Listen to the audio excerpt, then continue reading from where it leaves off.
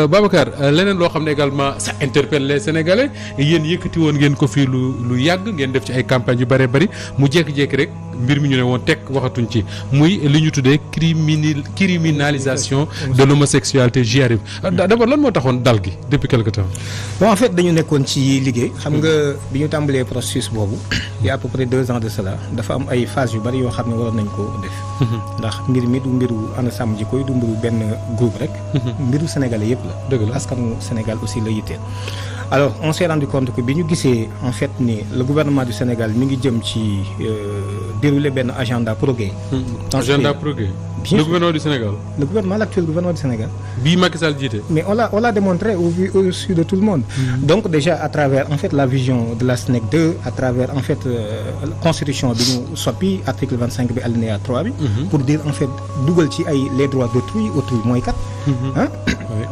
Autrui mooy kan. En fait seen fameux code de la presse bi aussi. Le fameux article 18. N'inscrit orientation sexuelle clairement. Donc même année boobu la ñu taxawal en fait le ministère du genre ça fait même pas 8 mois. bi ñu tàmbalee évaluer en fait seen SNEC boobu. Donc ñoom ñoo ngi ci dynamique boobu. Alors on s'est dit que léegi lii du pour ñoon rek réew mi dañ ko seq ak ñëpp. Alors nañu dem ci askan wi d'abord. waxtaan ak ñoom on a fait un tour du Sénégal. waxtaan ak ñoom gis ni nit ñi yëpp enthousiaste nañ ci xamuñu woon sax lay xew. donc alors bi ñu defee loolu. li leer moom mooy la société sénégalaise bëggul. non bëgguñu ko. mu leer alors bi ñu defee ak quel que soit nag luñ mën a gëm ak luñ. voilà bëgguñu ko xoolal ñëpp a ci yem. ñëpp a ci yem muy bois sacré bi. muy église bi muy jullit ci kenn ko bëggul. kenn rek ndax du question sax nit ñi dañ ko gisee problème mu diine. mais suñu culture maanaam suñu mbatit. suñu aada rek moom moo dëppawul ak loolu. man par exemple xam nañ bu baax. Sénégal ci nii li ñu dañ tuddee góor jigéen. mooy ku efféminé quoi. waaw man je me rappelle Kébémer ga ma dëkk. xam nañ fa ay nit ñu xam ñoo xam ni da nga daan gis bi nga nekkee xale. foo leen gis ñu ci mbedd mi dañ leen di sànni xeet di leen yuuxoo. mais li ñu daan def dañuy efféminé. di fréquenter jigéen dañ daan yor njaboot sax nag. di bien sûr di fecc di fóot di yu demee noonu. alors ñun loolu lañ tuddee woon góor bu jigéen. ñu demee ci xew yi di togg ak def loolu lañ xam ko ci góor jigéen. mais quant à nag une société boo xam ni góor ak góor dañu war di sëy. benn doom war a judd am ñetti baay yu góor ay véritablement loolu c'est le bordel ñun xamuñu loolu. te loolu moo xew jamono ji ci réew tubaab bi. mais ci loolu lañ jëm. ci loolu lañ jëm alors ñun on s'est dit bi ñu jógee ci loolu ñu ne Sénégal nag ni mu tëddee. nit ñi dañ am kilifa. bois sacré bi église bi l'islam bi aussi. koo fi gis am na kilifa fii. alors nañ dem ci seen i kilifa aussi. ñu dem ci kilifa yooyu yëpp waxtaan ci ak ñoom lancer benn pétition gis ni ñoom ñëpp signé nañu alors. troisième phase bi ñu ne kon nañu woote journée de mobilisation. ndax dañ ñoo jox kayit yi ñoo leen fekki. nañ leen woo ba xam nit ñi dana jaral ne leen ñu génn. alors ñu gis ni nit ñi yëpp génn nañ et pour la première fois sëñ Moustapha. ci question bu ñu yëkkati Sénégal fii mu intéresse askan yu ma gis ci benn jour wala benn semaine 45 départements yëpp manifesté. ñëpp ñoo manifesté. man mosuma gis loolu en dehors ci question bi. semaine bu 23 boobu 45 départements yi Sénégal yëpp manifesté nañ. parce que boobu Kër Massar nekkagul kii. alors bi ñu génnee ci loolu ñu ne nag. laaj nañ Sénégalais yi wax nañ ni ànd nañ ak ñoom. léegi il va falloir maintenant produire maintenant la loi. bu soxla woon sondage ñu ne le sondage est fait. léegi nag li ci des mooy léegi ñu tëgg loi bi parce que ci position de principe rek lañ leen woowoon. léegi il faut ñu tëgg loi bi loolu waraloon yëf yi jël temps il fallait consulter ay spécialistes ay nit ñoo xam ne seen xam-xam màcc na ci loolu. wax leen li ñu bëgg ñu tëgg ko. bi ñu ko tëggee ba noppi. ba wax ni donc loi bi projet bi du Babacar Mboup ak ay nitam ñoo toog bind liñ bëgg da ngeen a. du tout dem des spécialistes du droit. ñi gën a xarañ ci wàllu droit pénal. ñu bind ko d'accord ñu bind ko. d'accord mais bi ñu ko bindee ba pare it dañ ne attends ñun nit ñi ci position de principe rek la leen woowoon. léegi va falloir nit ci aussi ñu yóbbuwaat leen contenu ñu gis liñ bind ci loi bi. demaat yi ñu demoon ñëpp dem ci. kuréel yi àndoon ak ñun. dem ci xalifa généraux yi defaat le tour jox leen ko ni leen xool leen texte bi. lan ngeen jàpp ni waroon na ci nekk te nekku ci wala lan ngeen jàpp ni dañ ko ci war a génne. bi ñu dajalee seen i retour yëpp xam nga kon loolu ça prend du temps. bi ñu dajalee retour yooyu yëpp nag ñu ne léegi phase bi ci des mooy nag ñu dem vers les députés. waxtaan ak ñoom parce que déjà ñoom ñoo koy porté. am nañ benn expérience aussi ci yu demee nii. donc nañ ci waxtaan ak ñoom on a fait en fait le tour des députés waxtaan ak ñoom. ba clore nañu en fait phase boobu li ci des maintenant juste mooy jël proposition de loi bi yóbbu ko moo waral. est-ce que boo nee waxtaan nañ ak députés yi c'est toute l'assemblée wala da ngeen a rencontrer quelques députés. députés yi waaw rencontré nañ. selon les groupes wala yu demee noonu.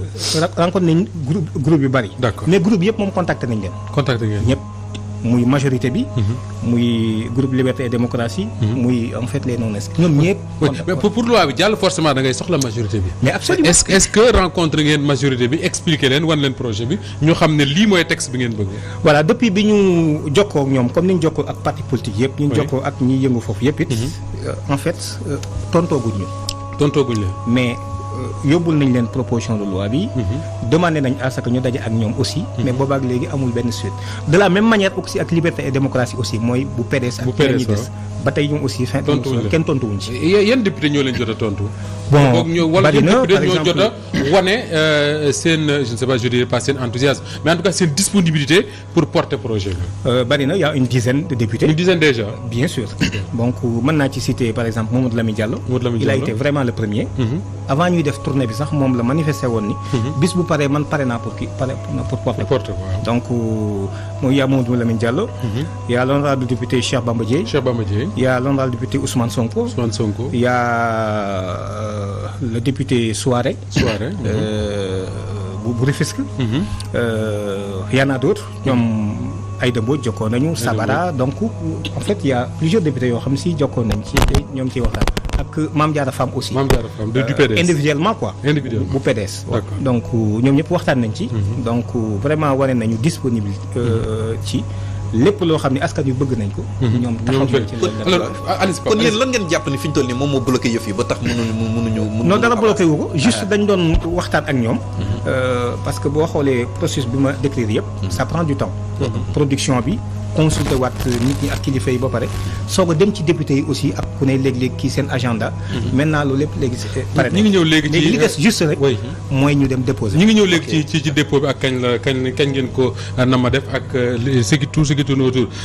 Pape Sané dafa mel ne mi ngi wax ne pour une fois nga gis manifester ci Sénégal les 45 départements parce que boobu Kër Massar nekkul département ñëpp manifesté ndoo ci benn semaine bi ne bëgguñu lii.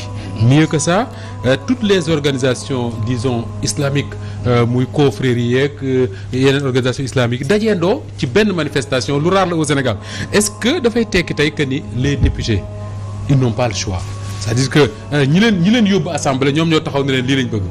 non normalement ils n'ont pas le choix te boo koy xoolee booy def chronologie bi nga jël par exemple l'exemple du Cameroun.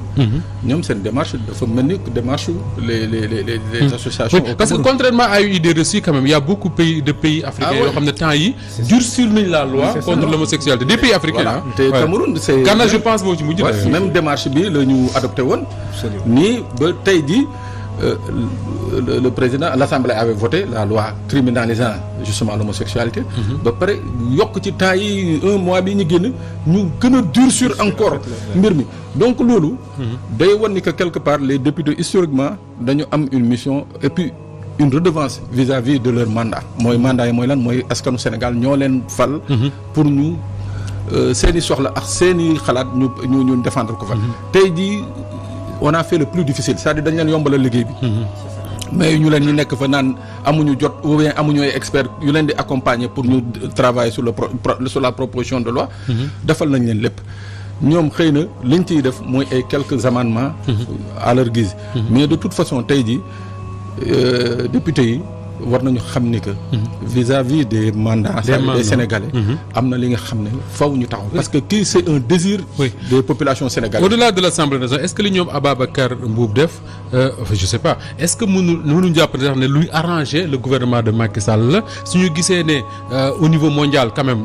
qu'on le veuille ou non y a une pression extraordinaire bu ñu teg ci état yi pour ñu respecter les droits des minorités sexuelles xam mënuñu koy tuddee seen affaire yooyu mais tey le gouvernement de Macky Sall a la possibilité de dire écoute ñun gouvernement du Sénégal on n'y est pour rien suñu population ñoo ko bëgg on fait ce qu'elles veulent. voilà mais loolu Moustapha il faudra tamit le pouvoir en face am subtilité bi voilà waaw am subtilité bi parce que tamit ñi ci bëri dëkk yu ci bëri boo gisee ñuy dooleel seen société civile mooy que des fois par rapport aux contraintes extérieures ñu mun a taxaw ut lay mais bon malheureusement fii dañu naxasal suñu société civile naxasal suñu fondement mooy këru diine yi naxasal yeneen ak yeneen ba nga xam ne tey ji nguur gi il lui sera très difficile mu taxaw ne par rapport à l'agenda international man ànduma ci parce que suma askan àndu ci mais tey encore occasion am na taxaw na pour que député yi au-delà du député le président de la République mun a taxaw légiférer sur ce cas-là. Très bien alors Pape Ndiaye bu ñu nee criminalisation forcément sa xel du mën a bañ a dem ci la criminalisation du trafic de drogue muy cette fameuse loi Latif Gueye ñu bari nee nañ ça a créé beaucoup de plus de problèmes que li mu réglé est-ce que bii mii mën nañ am même crainte yi que mu jur les effet contraire la ñu doon bëgg wala c'est tout à fait différent xam nga déjà seetlu bu njëkk bi sax mooy boo xoolee ci nguuru Macky Sall 2012 ak mel nii bëri na ay lois yu ñu fi criminaliser bëri na ay mbir yoo xamante ne dañoo gën a durcir sanction bi te boo xoolee yooyu mën nañ ko fàttali ci lu gaaw yooyu yëpp boo xoolee amuñu woon même légitimité que projet bi parce que projet bi am nañu l'assentiment de tous les khalifes généraux parce que criminaliser nañ fi viol mais viol amul woon légitimité bi benn groupe rek ñoo jugoon rek def du bruit rek ñu daal di accéder à leur demande criminaliser nañ fi également vol de bétail muy sàccum jur gi durcir nañu sanction am ci yeneen mbir comme lu jëm ci fraude aux examens et au concours dañ koy fàtte ak fraude ci wàllum électricité donc yooyu yëpp durcir nañ sanction bi te boo xoolee am na ci yoo xamante sax du population bi ñoo ko demandé parfois duñ ko yëg sax yëguñ ko sax parce que lu jëm ci wàllum examen et au concours est-ce que am na ñu xamoon ne durcir nañ sanction bi lu jëm ci wàllum électricité également te yooyu am na ci yoo xamante ni population bi sax demandé wuñ ko maintenant lii nga xamante ni nag population bi ñëpp jóg yaakaar naa loo xam ne tous les khalifes généraux ñoo ci dugal seen loxo foofu moom amatul sax discussion ça veut dire que ñëpp ànd nañ ci donc côté boobu noonu vraiment les députés amuñu choix. waaw amuñu choix est-ce que ça va régler le problème maintenant. waaw loolu mën na doon interrogation. parce que déjà gis nañ fi ay lois yoo xamante ne criminaliser nañ ko. mais peut-être trafic de drogue ak yeneen taxul phénomène bi wàññeeku. mais loolu c'est pas un prétexte. c'est-à-dire que loolu du lay. mënuñ ne lii am ni kat. criminalisé woon nañu ay loi amul succès bii waruñu dem foofu noonu parce que li nga xamante ni moom mooy objectif loi au-delà sanction bi mooy artu au moins nit ñi bu ñu xamee ni lii criminalisé nañ ko duñ ci jëm pour yàq société bi wala indiwaat yeneen yoo xamante ni daf ñuy kii certes ñi ngi casse pour que ñu dépénaliser li nga xamante ni moom mooy wala ñu décriminaliser li nga xam ne moom mooy trafic de drogue mais sukkandiku si ne loi bi criminalisé nañ ko amul effet pour ne bii waruñ ko criminaliser yaakaar naa ne loolu du lay parce que comparaison n'est pas raison mën nañ ko criminaliser mu ñëw def résultat ba pare tamit surtout bu fekkee ne artu moo ko tax a jóg voilà loolu mooy dissuasion effet dissuasif bi moom mooy li nga xam ne moom lañ ci gën a séntu ci wàllu alors Babacar est-ce que ragalu leen ne député yi opposé leen lii Pape Ndiaye wax sànq ne du lay c'est-à-dire wax leen ne écoutez ñun ay député lañ fii lañ taxaw woote ne dañuy criminaliser trafic de drogue bañ ko criminaliser ba pare ca la nuñ koy gën a wulee ñaay est-ce que ragalu leen ñu opposé leen argument boobu mën nañu ko opposé aussi yeneen argument xam nga assemblée moom il suffit peut-être li Macky bëgg rek loolu nag c'est un problème ah bu ne jëm nañ parce que moom l'assemblée bi ah bien sûr moom assemblée ko sénégalais non du tout Sénégal mosu ñu am assemblée. donc mënoon ngeen dem si Macky rek directement moo gën a yomb comme moo ko moom. waaw non mais c'est-à-dire dafa am lu ñuy rechercher aussi ci démarche bi. d'accord mooy askan wi xoolal seen bopp ñoom seen rapport ak député yi. ndax ñoom suñu ne leen lii lañ bëgg. te ñoom ñoo leen yónni est-ce que danañ def li leen yónni. donc loolu bëggal nañu suñu bopp. même au-delà de cet aspect de criminalisation là benn éveil la war a créer ci nit ñi. mais absolument c'est important. loolu lañ ci rechercher ak aussi le président xool. parce que xam na ni moom en fait c'est lui qui gère en fait ses députés. ndax assemblée da ngay dégg ko taxaw ni la man député Macky Sall la. bon du ci moom la njëkk nag de. bi fi Wade nekk depuis assemblée la amoon lu mu bëgg. loolu c'était depuis en fait Senghor. bi mu bëggee écarter Mamadou Dia qu'est-ce qu'il a fait. motion de censure. la ko écarter après utiliser en fait la justice pour kii. moo tax toujours si Moustapha may wax ni Sénégal problème bu gën a mag xëy na mën naa ko bañ a évoquer mais deuxième problème bi gën a mag Sénégal. mooy jébbalu gi ñaari institutions yi jébbalu ci exécutif bi. te pourtant kenn ku ci nekk da nga am lu la askan wi jox nga waroon ko doxal. liggéeyal askan wi servir en fait le peuple et non servir un homme ou bien un appareil. donc et malheureusement c'est ça notre problème. moo tax suñu issue bi yëpp mi ngi aju ci Macky Sall lan la ci bëgg. d'accord te du ma bett. vraiment mu ni leen fii kenn du ko fi def. ndax bi ñu defee le 23. le 23 bi ñu ko defee. 3 jours après recevoir na ay entités yu bokk ci ànd sàmm jikko yi. bi ñu waxee moom mun leen moom dafa jaaxle lan moo fi waral lii nangam donc wax ay waxam ba pare. ni leen léegi nag bon gisuma fi lu jar ñu criminaliser. moom déjà tranché na. mais bien sûr bu fi changé wul diggante boobu noonu ak lii moom mooy position am ci question bi parce que jël na ci engagement yoo xam ne am na ko ñoo xam ne ku jël seen may gu njëkk da nga leen sayee ni n'est-ce pas alors waaye nag ñun dana am lu am solo loo xam dana ci juddoo ci prise de conscience ci sénégalais yi li ëpp ci sénégalais yi nga xam ne ku ci nekk jàppoon nga sa njàmbur rek jàpp nga ni yow xëy na sëriñ daara nga wala yow sa gerte gi nga war a xëy dem jaay ko wutloo ci yore sa njaboot suturaal sa bopp ba lijjanti woo woon sax liy dox ci réew mi ak liñ ci doxal ci sa tur ak di la ko defal gis naa ni lii nag dana ko yee sénégalais yi dinañ ci xoole au moins 2 choses ñun assemblée bii ñu wax ni askan wi moo ko moom est-ce que ña fa nekk di ndawi askan wi tey am na bëgg-bëgg bu ñu am teg ko ci seen loxo te war nañ leen ni ñoo ko bëgg jox leen ay firnde aussi ay signature ni leen lii ñun ñoo ko bëgg est-ce que danañ ko def gis nañ fi ñu def yeneen yu bari si bërki dem rek président waxaat na ni day indiwaat en fait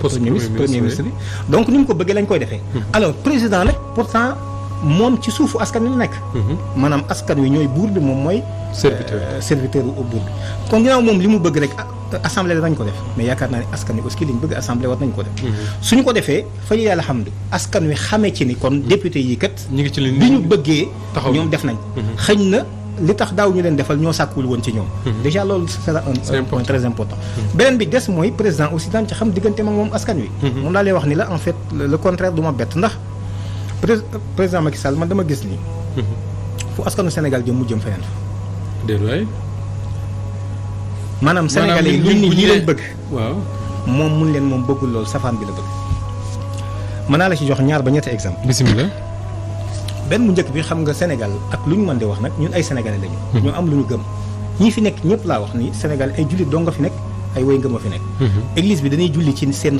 façon jullit dañuy julli ci seen façon église bi way ngëm lañu ñun julli ci aussi way ngëm lañu ay way ngëm rek a fi dëkk kenn ku ci nekk fi ne am na ci lu muy tegtaloo ci dundam existence am de tous les jours majoritairement ay jullit ñoo dëkk ci Sénégal plus de 95% de musulmans ñooñu ki gën a rëy ci ñoom mooy Seydina Mohamed alayhi salaatu wa salaam biñ ko caricaturé Charlie Hebdo sénégalais yi ñëpp di am lu leen naqari di jooy Colobane Palais Colobane ñu demandé ko ni ko na ñëw ci manifestation bi ñu naqarlu ko ndax tu es le premier des sénégalais bu ñu amee lu naqari yow lañ bëgg nga ñëw taxaw waxal ñu suñu naqar wi président peut-être Colobane dafa sori Palais mais en fait Paris moom Paris xaw mooy payé tax mais en tout cas jël na avion dem ba Paris jël na avion jël suñu alal suñu avion jëfandikoo en fait suñu jumtukaay dem ba foofa wane ni ñi saaga woon yonent bi caricaturé ko ànd na ak ñoom am nañ ci droit loolu kon benn la loolu du ma ko sosal ñëpp a ko gis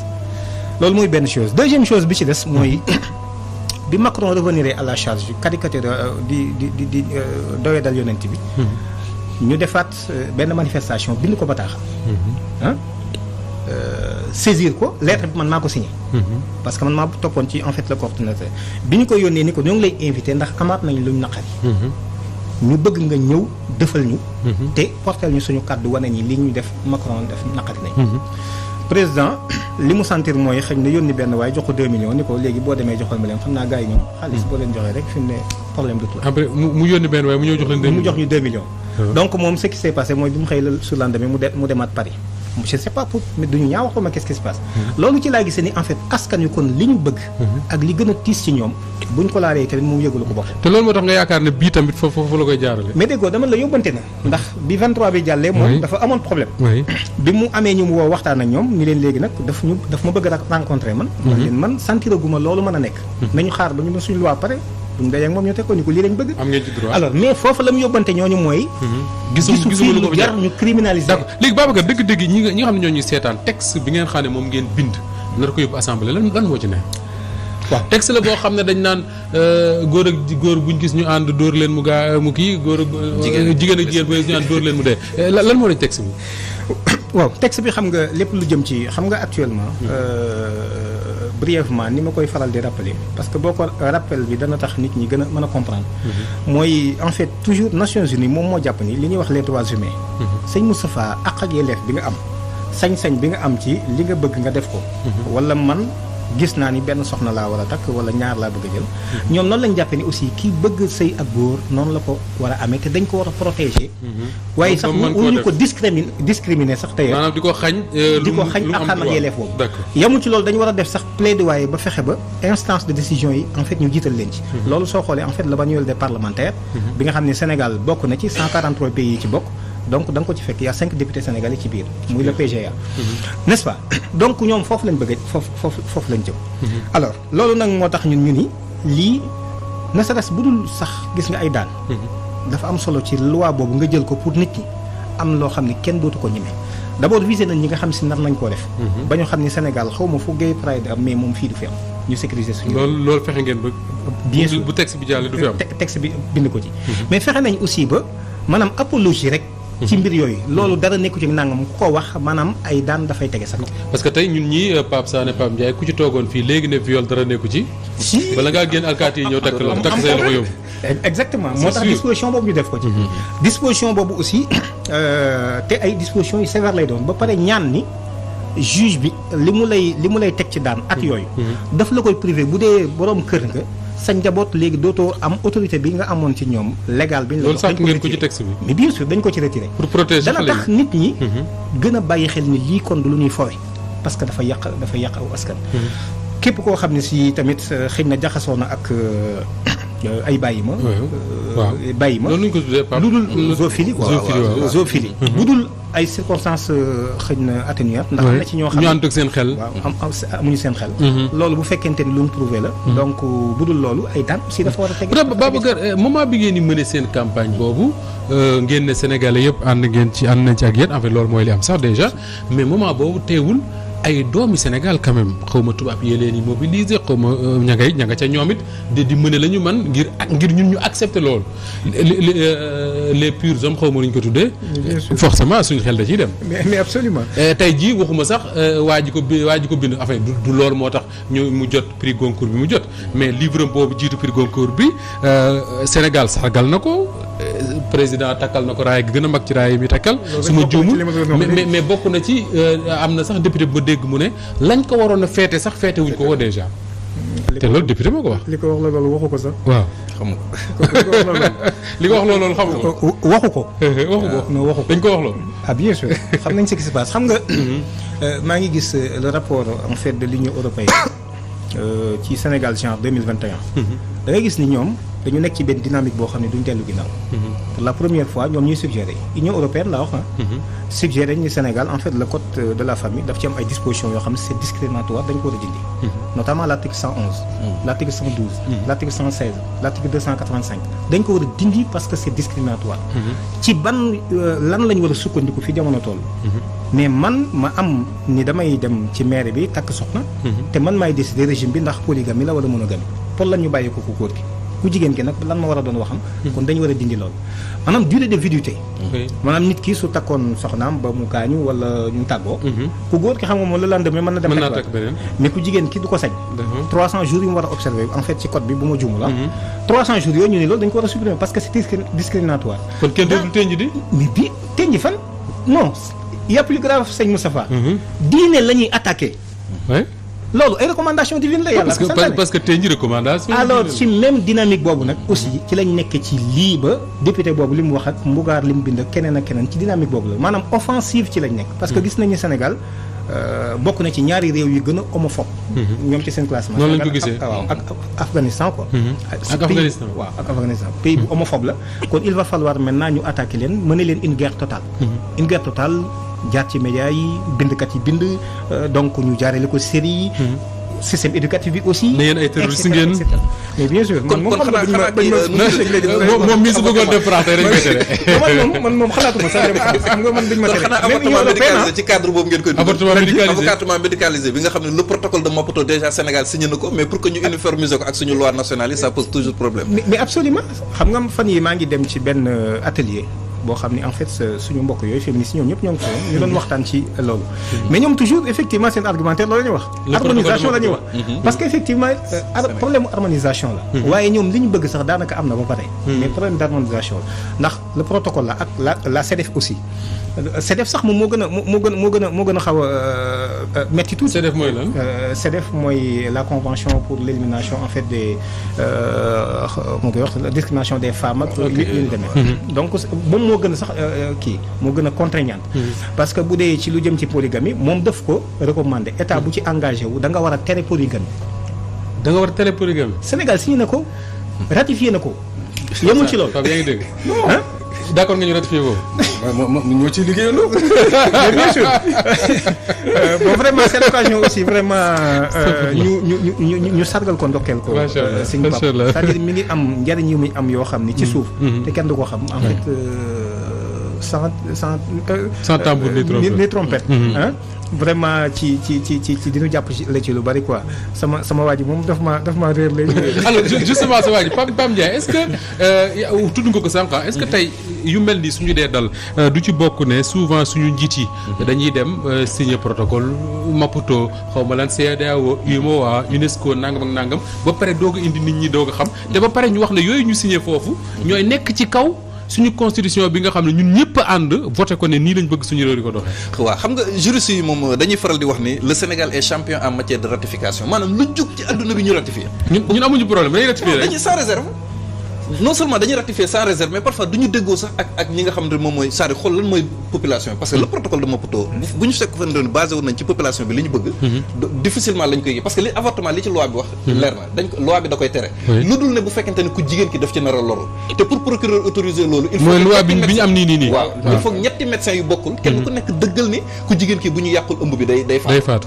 su la ko procureur di soog a autoriser c'est-à-dire que en l'état actuel léegi protocole ba ñu signé ca Maputo moom lu mu bëgg moom léegi en cas de viol ou d'inceste bu fekkente ne ku jigéen ki dañ ko violé ba mu jëlee ci ëmb foofu loi bi daf koy pour mu may ko mu mën a yàq ëmb bi même bu fekkee ne bakkanam nekkul en danger. waaw donc loolu mooy li nga xam ni moom la protocole bu Maputo ba léegi nag pour ñu lëkkale ko suñu loi nationale parce que bu ñu signé lenn ci biti buñ ko il faut ñu indi ko ñu harmoniser donc harmonisation boobu noonu moom mooy poser problème non seulement dañuy ratifier sans réserve parfois duñ ci déggoo ak ñu ci war a déggool mais aussi parfois ñu ratifier signé loo xamante ni dañ koy signé ci biti mais bañ ko appliquer ci biir yaa ngi fàttaliku règlement numéro 5 bu UEMOA bañ ko signé pour ñu appliquer ko c'était tout un problème il y avait une forte résistance avocats yi dañoo yuuxu ba sonn ñu commencé ko appliquer am na tam beneen disposition boo communautaire boo xam ne Sénégal signé na ko en ce qui concerne les commissaires priseurs voilà un métier boo xamante ne mi ngi en voie de disparition mooy commissaire priseur mooy ñi nga xamante ne par exemple bu UC par exemple bu Walfadjri yor la noonu kenn xaalis ñoom ñooy xayma matériel Walfadjri ci ñaari te yaakaar naa temps yi sax am na benn télé bu ñu xayma seen matériel